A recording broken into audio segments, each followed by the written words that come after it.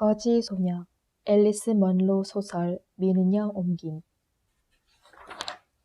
GFN에게 장엄한 매질. 장엄한 매질. 플로가 한 장담이었다. 장엄한 매질을 한번 당하게 될 거다. 장엄이라는 말이 플로의 혀 위를 구르며 요란하게 과장되었다. 로즈는 무엇이든 머리에 그려보고야 말이 안 되는 것들을 꼬치꼬치 따져봐야 직성이 풀렸는데 그런 욕구는 말썽을 피하려는 욕구보다 훨씬 강했다. 그래서 그녀는 위협을 마음에 새기는 대신 생각에 잠겼다. 어떻게 매질이 장엄할 수 있지? 그녀는 가로수가 심어진 대로와 의전 관중, 백마와 흑인 노예를 떠올랐다. 누군가가 무릎을 꿇었고 피가 깃발처럼 튀어올랐다. 야만적이고도 화려한 행사. 실생활의 그들은 그런 위험과는 거리가 멀었다. 사건이 벌어지면 불가피함과 회한의 분위기를 급조하려고 애쓰는 건 플로뿐이었고 로즈와 아버지는 즉시 눈 뜨고는 볼 수 없는 수준으로 넘어가 버렸다. 로즈의 아버지는 장엄한 매질의 왕이었다. 플로가 하는 매질은 항상 대단찮아서 다른데 정신을 판 채 손바닥으로 툭 치거나 찰싹 때리는 정도에 지나지 않았다. 얼쩡거리지 말고 비켜! 그녀는 말하곤 했다. 내일에나 신경 써. 얼굴 펴지 못해? 그들은 온타리오주 헬레티에 있는 상점 뒤편에서 살았다. 가족은 4명이었다. 로즈와 아버지, 플로, 로즈의 이복동생 브라이언. 상점은 원래 가정집이었는데 로즈의 아버지와 어머니가 결혼했을 때 이 집을 사서 여기에 가구와 커버 수선점을 차렸다. 가구 커버를 가는 일은 로즈의 어머니가 할 수 있었다. 로즈는 양친에게서 손재주, 재료를 신속히 파악하는 능력, 최상의 수선 방법을 판단하는 안목 등을 물려받았을 법도 하지만 실상은 그렇지 않았다. 그녀는 손이 둔했고 뭔가 망가지면 곧바로 쓸어 담아내버리곤 했다. 로즈의 어머니는 죽고 없었다. 그날 오후 어머니는 로즈의 아버지에게 말했다. 설명하기 힘든 어떤 느낌이 있어요. 삶은 달걀이 가슴속에 든 것 같아요. 껍질을 벗기지 않은 채로요. 어머니는 밤이 되기 전에 죽었다. 폐에 생긴 혈전 때문이었다.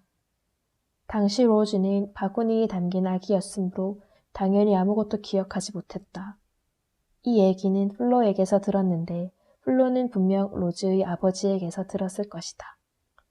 얼마 지나지 않아 플로가 와서 바구니 속의 로즈를 떠맡고 그녀의 아버지와 결혼하고 앞쪽 거실을 개방해 식료품점을 열었다.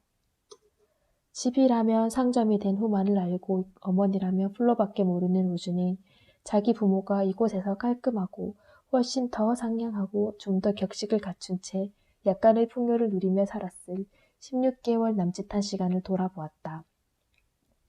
그런 상상을 뒷받침해주는 것은 어머니가 샀다는 조그만 삶은 달걀용 컵 몇 개를 빼면 아무것도 없었다.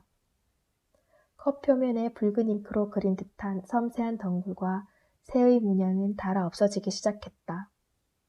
어머니와 관련해서는 책도 옷도 사진도 남아있지 않았다. 아버지가 없앴을 테지만 플로가 그랬을 수도 있다. 플로가 로즈의 어머니에 대해 유일하게 해주는 이야기. 어머니가 죽던 날에 대한 이야기에서는 묘한 거리낌이 느껴졌다. 플로는 죽음의 세부적인 것에 대한 이야기를 좋아했다. 사람들이 죽을 때 하는 말, 몸부림치거나 침대에서 나오려고 하거나 욕하거나 웃는, 정말로 웃는 사람이 있다. 행동 같은 것. 하지만 플로는 로즈의 어머니가 말한 가슴 속 삶은 달걀 이야기를 어쩐지 바보 같은 비유처럼 들리게끔 전했다. 마치 정말로 로즈의 어머니가 달걀을 통째로 삼키는 게 가능하다고 생각하는 부류인 것처럼. 로즈의 아버지는 상점 뒤에 있는 헛간에서 가구를 수리하고 복권하는 일을 했다. 의자의 좌판과 등판을 등나무 줄기로 엮고 고리버들 새 공을 손보고 갈라진 틈을 메우고 떨어진 다리를 붙이는 그 모든 일은 그는 대단히 훌륭하고 솜씨 좋게 그것도 싼 값에 해냈다. 그것이 그의 자랑거리였다. 그토록 저렴한 심지어 터무니없기까지 한 가격에 그토록 훌륭한 솜씨를 선보여 사람들을 놀라게 하는 것. 대공황 시기에는 아마도 사람들이 돈을 더 낼 수도 없었을 것이다. 하지만 그는 전쟁 중이나 전후의 번영기를 지나 죽는 날까지 계속 그런 식으로 일했다. 그는 수리비로 얼마를 청구하는지, 외상은 얼마나 되는지에 대해 결코 플로와 얘기하지 않았다. 그가 죽었을 때 그녀는 헛간으로 가 잠긴 문을 열고 그가 서류함 대용으로 쓰던 기분 나쁘게 생긴 커다란 갈고리들에서 온갖 종류의 종이쪽과 찢어진 봉투를 빼내야 했다. 그렇게 해서 그녀가 읽게 된 종이들 다수는 장문화 영수증이 아니라 날씨의 기록이나 텃밭에 대한 단편적인 정보, 그가 마음이 동해서 쓴 글이었다. 햇감자를 먹음 6월 25일 기록이다. 암흑의 날 1880년대 초자연적인 것은 아닌 산불로 인해 재구름 형성 1938년 8월 16일 초저녁에 거대한 뇌우 번개불이 터베리타운집 장로교회 강타 하느님의 뜻? 딸기 열처리로 산미 제거할 것. 만물은 살아있다. 스피노자. 플로는 스피노자가 브로콜리나 가지처럼 그가 재배하려고 계획한 새로운 채소일 거라고 생각했다. 그는 자주 새로운 종을 시도해보곤 했다. 그녀는 종의 쪽들을 로즈에게 보여주며 스피노자가 뭔지 아니? 하고 물었다. 로즈는 알았지만 혹은 대략 감은 있었지만 당시 그녀는 10대였다. 모른다고 대답했다. 그녀는 아버지에 대해서나 플로에 대해서나 뭐든 더 아는 것을 견디지 못하는 나이에 이르러 있었다. 무엇을 알게 된 건 당혹감을 느끼고 진저리를 내며 고개를 돌렸다. 헛간에는 난로가 하나 있었고 대충 만든 선반 여러 개 위에는 페인트와 바니쉬, 셀럽과 테레비뉴 같은 깡통, 도로용 붓이 담긴 항아리, 그리고 까맣고 끈적끈적한 기침약병 등이 가득 놓여 있었다. 전쟁 중에 로즈가 아주 어릴 때 그냥 전쟁이라 불린 그것은 첫 번째가 아니라 마지막 전쟁이었다. 독가스를 잠깐 들이마신 폐 때문에 끊임없이 기침에 시달리는 사람이 왜 평생을 페인트와 테레비뉴 냄새를 맡으며 살아가야 할까? 당시에는 그런 질문을 하는 사람들이 지금처럼 많지 않았다. 날씨가 따뜻하면 이웃의 노인들 몇 명이 플로의 가게 바깥에 놓인 벤치에 나와 앉아 뒷소문을 나누거나 줄곧 했는데 이들 중 몇 명도 항상 기침을 했다. 사실 그들은 천천히 눈에 띄지 않게 죽어가는 중이었다. 사람들이 특별히 억울해할 것도 없이 주물공장 병이라 부르는 것 때문이었다. 평생을 타운에 있는 주물공장에서 일한 그들은 이제 수척해진 누런 얼굴로 가만히 앉아 기침을 하며 킬킬거리다가 지나가는 여자들이나 자전거를 탄 어린 소녀들을 보면서 목적 없는 막연한 응답해서를 주고받았다.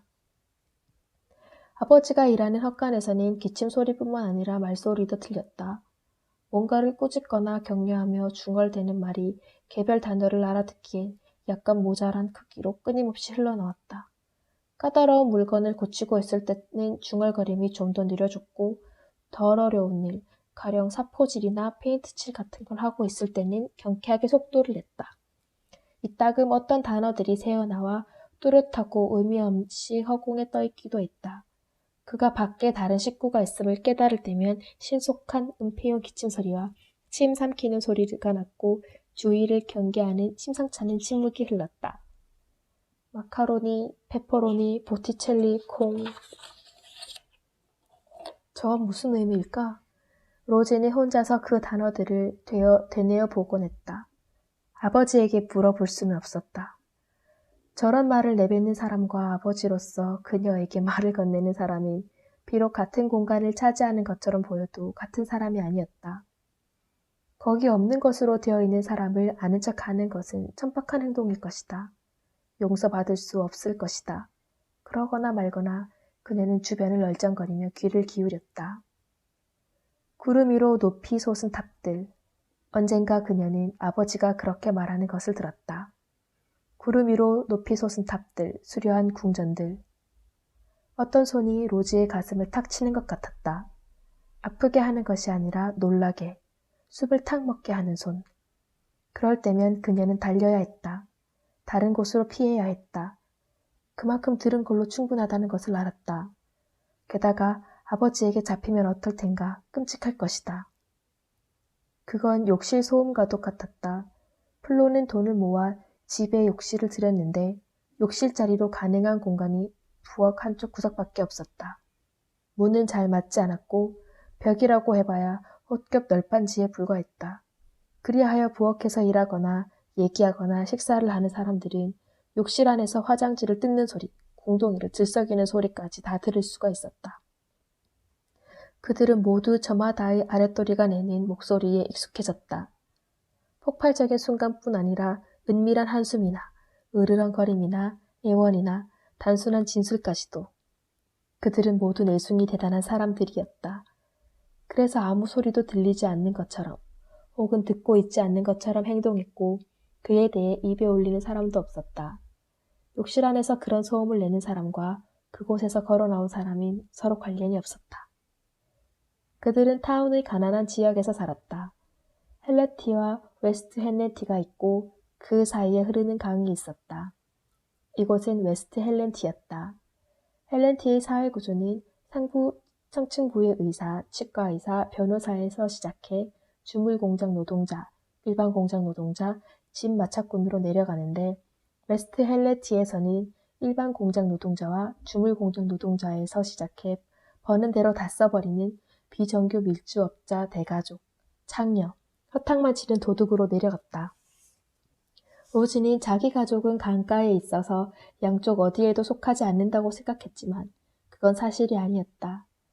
그들의 상점 그리고 그들 자신이 속한 곳은 웨스트 헬레티였다. 중앙로가 흐지부지 끝나는 부분에 자리한 상점의 길 건너에는 전쟁이 시작될 무렵 폐업한 대장간과 과거 언젠가 역시 상점이었던 집이 한 채 있었다. 전면 창문에 붙은 샐러다 찻집 간판을 떼지 않은 상태였다.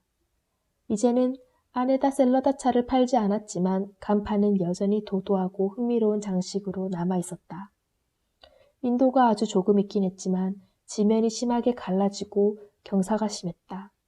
롤러스케이트를 타는 것이 소원이었던 우즈는 체크무늬 치마를 입은 세련된 모습으로 민첩하게 쌩 달려가는 자신의 모습을 자주 그려보았으나 그것은 롤러스케이트를 타기에 적절한 곳이 아니었다.